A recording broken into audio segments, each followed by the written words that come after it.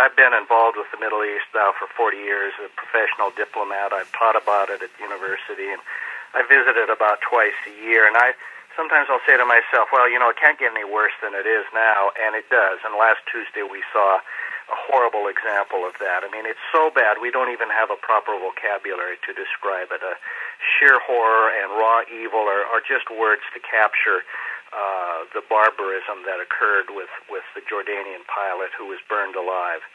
Even the Middle East, which has seen a lot of hardship and difficulties, was shocked by this event. Well, now, Mark, what is it that brings these people to do such things? Is it simply to gain attention, to gain notoriety, to strike fear?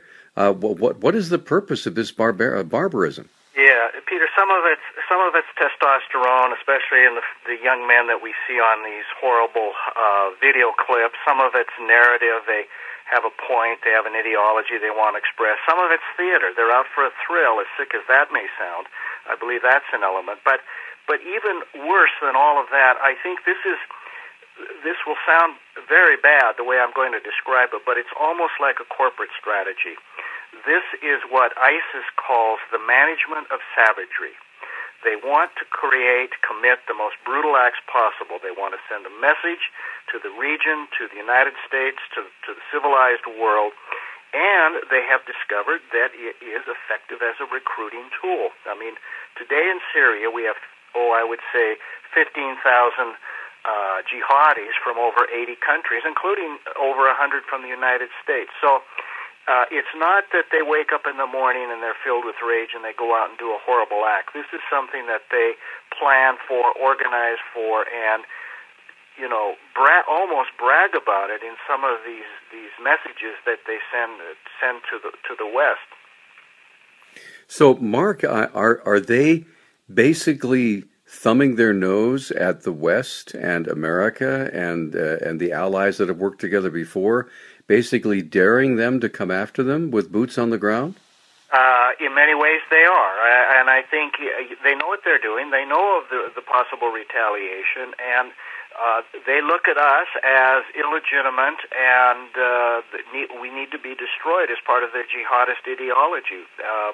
They cannot abide by what we would consider to be democratic states, that is anti-Islamic. I mean, these are people who are clinging to the 7th century and are living this sort of medieval, horrific life, and now playing it out in these grotesque acts of savagery and violence that we've been witnessing.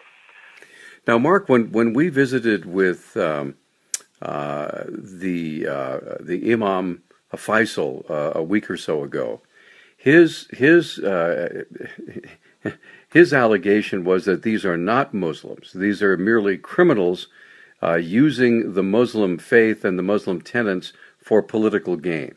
I think, Peter, my own experience, having seen Islam from Asia to Africa and the Middle East in between, I think I would accept that as a valid point. However, what distresses me now is how fast the velocity of which this is spreading throughout the Muslim world, because there are no other alternatives for some of these young men and women, as we now see, other than to grasp this violent jihadism. I mean, one way to think of it is that these people, in effect, as one Middle East leader said, they've mutilated their tongues, their eyes, and their ears, and the only way they can communicate is through this barbaric horror and evil. Most Muslims are not Islamist terrorists.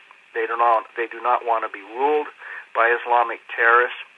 But I have to tell you that as I look at the Middle East, there are very few other paths for advancement in the Muslim world. And so we, the West, those that oppose this, need to stand together. And I think right now the U.S. and other friendly countries ought to be doing whatever they can to help the Jordanians take the battle to ISIS. I think that's very critical right now. And that'll send a signal back to these terrorists that they're alone and they're isolated and civilization stands against them.